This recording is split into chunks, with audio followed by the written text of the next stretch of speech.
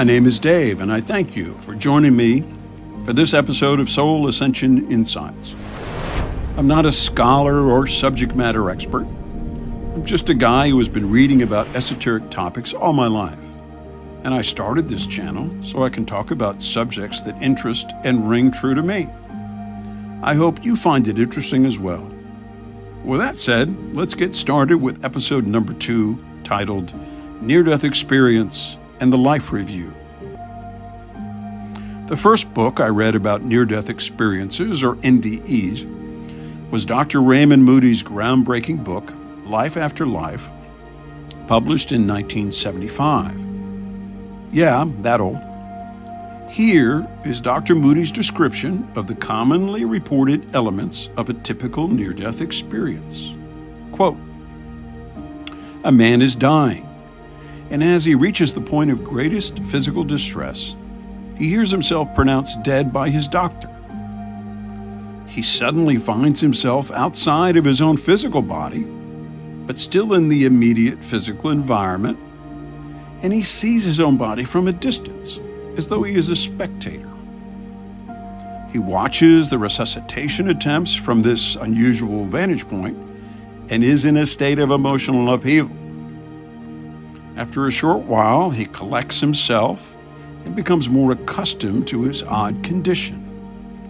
He notices he still has a body, but one of a vastly different nature and with very different powers from the physical body he has left behind. Soon, other things begin to happen. Others come to meet and help him. He glimpses the spirit of relatives and friends who have already died. In a loving, warm spirit of a kind he has never encountered before, a being of bright light appears before him.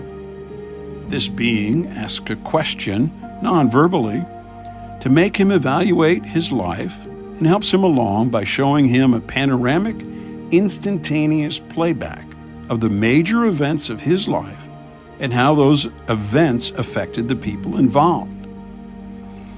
At some point, he finds himself approaching some sort of barrier or border, apparently representing the limit between earthly life and the next life. Yet he finds that he must go back to the earth, that the time of his death has not yet come.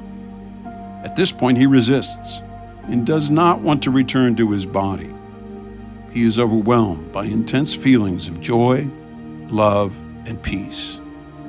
Despite these feelings, he somehow reunites with his physical body and lives." End quote. So, a major part of a near-death experience seems to be the life review, which usually starts with a brilliant being of light asking telepathically some variation of the question, "What have you done with the life I gave you?" The vast majority of NDE experiencers know without a doubt that the brilliant being of light asking this question is either God or Jesus. As the life review plays out in this divine presence, the experiencer feels no judgment, only unconditional love and compassion.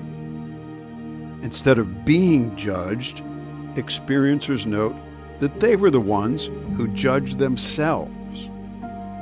One man said, "I saw how selfish I was and how I would give anything to go back and change."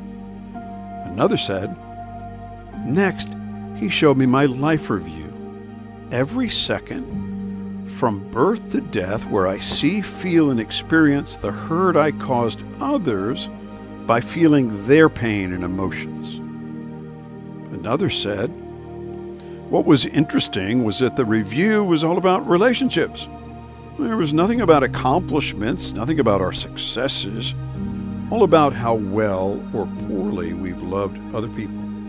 Let me pause here and acknowledge how extremely difficult it can be to love toxic family members or other abusers in our life. Sometimes the best we can do is learn to forgive, which probably was the lesson we were supposed to learn from them in the first place. If we continue to carry the anger, resentment, and hurt caused by these people, we allow their abuse to continue, and we limit our spiritual growth. I sincerely hope you can free yourself and learn to forgive. An excellent short book on the power of forgiveness is titled The Only Lesson by Bill McKenna. Now back to our story. When asked what God or Jesus looked like, NDE experiencers give different answers. One said, "Standing before me was a man in his 30s, about 6 foot tall, reddish-brown, shoulder-length hair, and an incredibly neat, short beard and mustache. He wore a simple white robe. Light seemed to emanate from him, and I sensed he had great age and wisdom." Another said, "For I knew immediately that I was in the presence of God. There was no distinct form, just a blinding profusion of bright light. I wasn't so much meeting God as I was recognizing Him. I already knew Him, and He knew me. I'd spent my life doubting His existence and disbelieving His love for me. But in that instant, I knew God has always been with me."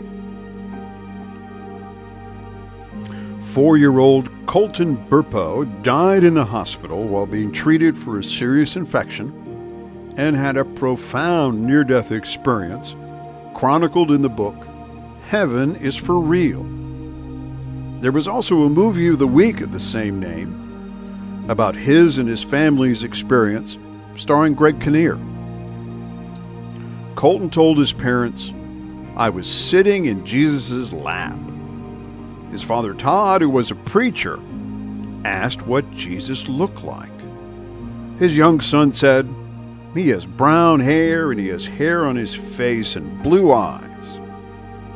Every time his parents saw a portrait, they would ask Colton if that was what Jesus looked like. For over 2 years and hundreds of portraits, Colton always saw something wrong with every Jesus picture. Several years later, Todd saw a CNN report on artistic prodigy 𝐬𝐿 Karamarek, who reported seeing heaven when she was 4 years old. Todd showed his son Colton 𝐬𝐿's painting of Jesus that she completed when she was 9 years old, titled Prince of Peace. And his son exclaimed, "Dad, that one's right." How would the world change if we all knew that the most important thing in life is how we treated our fellow human beings? That to love God, to love oneself, and to love those who God has put in our path are the lessons we're here to learn. To forgive and love even those, especially those who have wronged us. This is one of the profound lessons I've learned from a deep study of near-death experiences. Thanks for your time, and I hope you enjoyed this episode of Soul Ascension Insight. I realize that some may be disturbed about the religious references made in this episode. I'm simply reporting what I've uncovered in my studies. But it may interest you to know that organized religion has no interest in the connection between near-death experiences and God, just as they have no interest in the subject of reincarnation, which is a threat to their established dogma and power. I hope you'll stick with me as we explore these and other important topics further. As always, I'll leave a suggested reading and media list below. Thanks again, and I'll be back with more episodes.